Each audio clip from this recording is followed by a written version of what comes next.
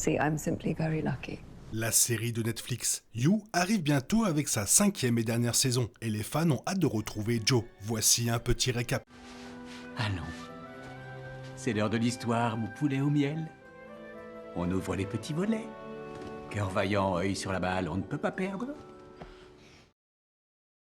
Ce personnage, romantique perturbé, a pris des tournants prévisibles dans les saisons précédentes. Mais la saison 4 a été bien différente. Généralement, il suivait le schéma suivant. Il s'obsédait pour une femme, la traquait, l'isolait de ses amis, par le meurtre ou autre, puis laissait ses pires instincts prendre le dessus et tuer l'objet de son affection. Cependant, la saison 4 a vu Joe se transformer en Jonathan Moore, en s'installant à Londres. Il a commencé à y enseigner l'anglais, mais également tombé de plus en plus profondément dans le piège de son esprit. Joe a dévié de son schéma, créant ainsi une imprévisibilité qui pousse les spectateurs à se demander où le mènera exactement le dernier chapitre de sa vie.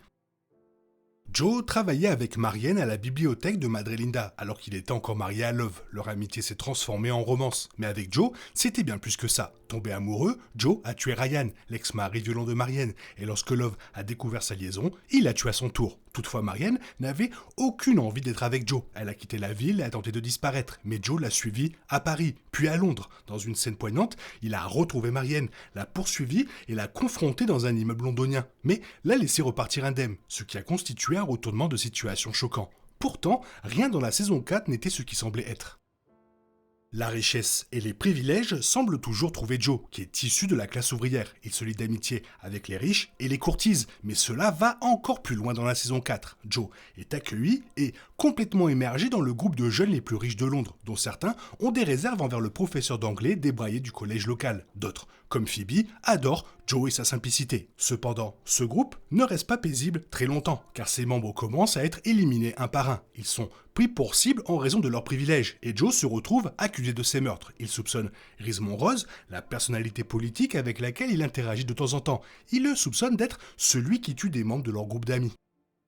La saison 4 a laissé de côté la formule populaire des saisons précédentes, préférant montrer à quel point Joe Goldberg était perturbé. Alors qu'il traque Rhys Monrose et tente de se réhabiliter, Joe a une révélation effrayante. Rhys n'était pas le tueur depuis le début, c'était bien lui. Cela devient évident après que Joe ait tué Rhys, croyant se rendre service à lui-même et à ses amis. Il voit pourtant Rhys lui parler, lui qui n'est autre que son alter ego. C'est alors que plusieurs détails apparaissent au grand jour. Rhys et Joe n'ont jamais vraiment été amis, et Joe était devenu obsédé par le politicien après avoir lu son livre. Il avait des crises psychotiques où il tuait ses amis fortunés, mais il revenait ensuite sans se souvenir de rien. Joe a atteint les profondeurs les plus sombres de son esprit dans cette saison. Joe Goldberg est peut-être un meurtrier et un pervers, mais tout ce qu'il fait relève véritablement d'un crime passionnel. Cela signifie qu'il n'est pas très doué pour faire le ménage et, au fil des ans, il a laissé derrière lui une multitude de témoins de personnes qui savent qui il est vraiment. La liste est longue, mais assez exhaustive, car Joe a été plutôt négligent dans sa quête amoureuse. Dès la saison 1, Paco, le docteur Nicky et le détective privé des Salinger sont au courant des crimes de Joe. Dans la saison 2, Ellie et l'inspecteur Fincher soupçonnent Joe de choses terribles, tandis que les Conrad, Theo, Matthew, Marianne et le docteur Chandra de la saison 3 sont au courant. Dans la saison 4, cette liste s'est élargie pour inclure Kate et Nadia. N'importe lequel de ces personnages pourrait réapparaître dans la saison 5 pour démasquer Joe. Joe aimait croire qu'il avait laissé Marianne retrouver sa fille sans lui faire de mal, mais c'était loin d'être le cas. Il pensait l'avoir laissé partir, mais s'était en fait tourné vers son alter ego, bien plus violent que lui. Joe avait enfermé Marianne dans une cage de verre, l'avait torturée, l'avait laissée mourir. Lorsque Nadia l'a trouvée, Marianne et elle avaient élaboré un plan pour la faire sortir vivante. Marianne a simulé sa mort et a réussi à s'échapper de la cage de verre. Mais Joe l'ignore. Si les téléspectateurs espèrent que Marianne a une fin heureuse, s'il découvre qu'elle s'en est sortie vivante, il pourrait raviver son obsession pour elle. Cependant, pour l'instant, Marianne est l'une des rares victimes de Joe à avoir réussi à s'échapper. Comme dans les autres saisons, Nadia était le personnage qui était sur le point de découvrir qui était vraiment Joe. Et elle en a payé le prix. Avec son petit ami, Edward, elle avait réussi à relier Joe et Jonathan Moore et avait rassemblé des preuves dans son appartement pour les porter à la police. Cependant, Joe avait une longueur d'avance sur elle. Joe a fait accuser l'innocent petit ami de Nadia du meurtre de Rhys, qu'il avait lui-même commis. De plus, Joe a tué Edward de sang-froid, puis a fait accuser Nadia. Il s'est débarrassé de ses deux adversaires de la saison 4 d'un seul coup. Mais il reste à voir si Nadia reviendra pour laver son honneur et faire payer Joe pour ses péchés.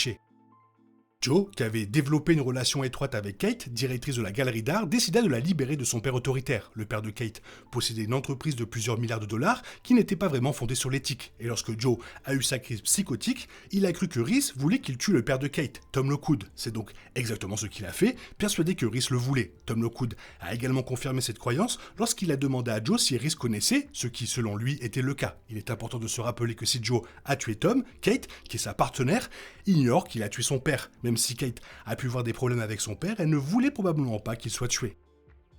Bien que Joe se présente comme un amant perdu qui n'a tué que quelques personnes par erreur, il est un tueur en série. Joe tue depuis avant les événements de la saison 1, ce qui signifie que le meurtre est inscrit dans son ADN et ne sent pas prêt de s'en défaire. En fait, il possède désormais un côté sombre, menaçant et totalement impitoyable, qui tue pour le plaisir. Jusqu'à présent, Joe a tué 18 personnes, ce qui est une longue liste. Son premier meurtre a été le petit ami de sa mère alors qu'il n'était qu'un enfant, suivi d'Elijah, Benji, Ron, puis Beck dans la saison 1. Dans la saison 2, il a tué Jasper et Anderson, tout en mettant en danger d'autres personnes comme Candace et Delilah. Joe a accumulé un nombre effrayant de victimes dans les saisons 3 et 4, incluant Ryan, Love, Malcolm, Simon, Vic, Gemma, Rhys, Tom Lockwood, le quart du corps du Tom et Edward.